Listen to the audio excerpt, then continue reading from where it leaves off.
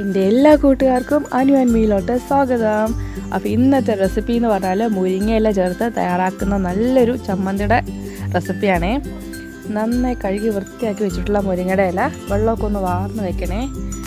അതിന് ശേഷം നമുക്കിതിനൊരു ചീനച്ചട്ടിയിൽ ഇട്ട് കൊടുക്കാം. എണ്ണയൊന്നും ചേർക്കേണ്ട കാര്യമില്ല. മുരിങ്ങയില കുറച്ച് ഇട്ടിട്ട് കുറച്ച് സമയം ഒന്ന് ഫ്രൈ ചെയ്ത് എടുത്തേക്കണം. അതിൻ്റെ വെള്ളമൊക്കെ ഒന്ന് മാറി നല്ല ഡ്രൈ ആയിട്ട് നമുക്കിത് കിട്ടും. അപ്പോൾ അതുവരെ ഇതൊന്ന് ഫ്രൈ ചെയ്തെടുക്കാം. ഇല ആവുന്ന സമയം കൊണ്ട് നമുക്ക് കുറച്ചുകൂടി ഇൻഗ്രീഡിയൻസ് വേണം.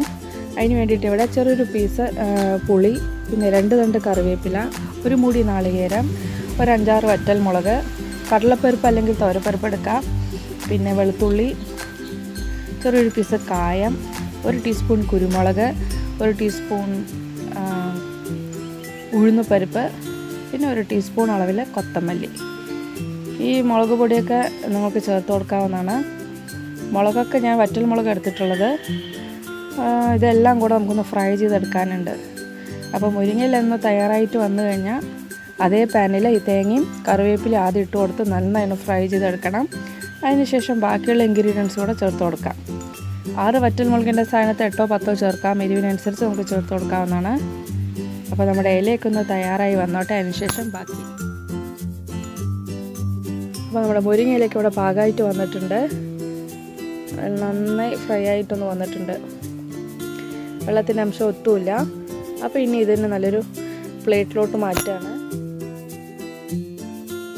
ഈ മുരിങ്ങയില വറുത്ത അതേ പാനിനകത്തോട്ട് തന്നെ തേങ്ങയും കറിവേപ്പിലയും കൂടെ ചേർത്ത് കൊടുക്കാം.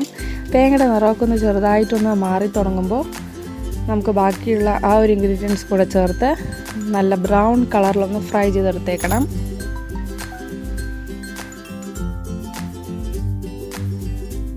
അപ്പോൾ ഞാൻ ഈ ബാക്കിയുള്ളത് കൂടെ ഞാൻ ഈ തേങ്ങയ്ക്കകത്തോട്ട് ചേർക്കാൻ പോവുകയാണേ.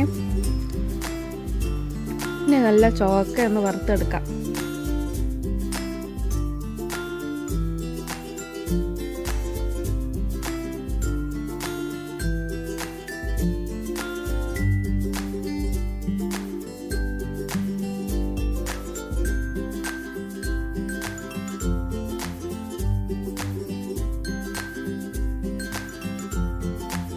ഇവിടെ റെഡിയായി വന്നിട്ടുണ്ട്. ആവശ്യത്തിനുള്ള ഉപ്പ് കൂടെ ചേർക്കുകയാണ്. എന്നിട്ട് ഒരു 10 മിനിറ്റ് നേരം കൂടെ ഒന്ന് ഫ്രൈ ചെയ്യാം.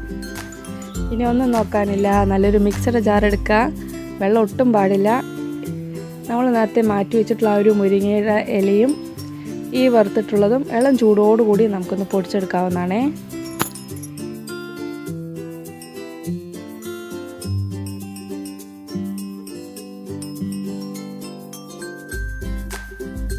അപ്പോൾ ഞാൻ നല്ല രീതിയിൽ ഒന്ന് പൊടിച്ചെടുത്തിട്ടുണ്ട്. അപ്പോൾ ഇത്രയേ ഉള്ളൂ. വളരെ ടേസ്റ്റി ആൻഡ് ഹെൽത്തി ആയിട്ടുള്ള നമ്മുടെ മുരിങ്ങയില ചമ്മന്തിപ്പൊടി ഇവിടെ റെഡി ആയിട്ടുണ്ട്. അപ്പോൾ ഇതൊരു എയർ ടൈറ്റ് ആയിട്ടുള്ള കണ്ടെയ്നറിൽ നമുക്ക് സൂക്ഷിച്ച് വയ്ക്കാവുന്നതാണ്. പിന്നെ ചുടുചോറിനോടൊപ്പം ഇത് 2 ടീസ്പൂൺ ചേർക്കുക. പിന്നെ ഇതിന് മുകളിലായിട്ട് 1 ടീസ്പൂൺ നെയ്യ് കൂടെ ചേർത്ത് നമുക്കിത് ഉപയോഗിക്കാം. നല്ല ടേസ്റ്റാണ്. കുട്ടികൾക്കൊക്കെ ഇഷ്ടമാവും. അപ്പോൾ നല്ലൊരു ചമ്മന്തിപ്പൊടി റെസിപ്പിയാണ്. ഇത് എല്ലാവർക്കും ഇഷ്ടമായി കാണുമെന്ന് വിചാരിക്കണു. ഇതുപോലെ ഒന്ന് തയ്യാറാക്കി നോക്കൂ. അഭിപ്രായങ്ങളൊക്കെ കമൻറ്റ് ബോക്സിൽ അറിയിക്കുക. വീഡിയോ ഇഷ്ടമായി ലൈക്ക് ചെയ്യുക, ഷെയർ ചെയ്യുക, സബ്സ്ക്രൈബ്, സപ്പോർട്ട് ചെയ്യാനും മറക്കരുതേ.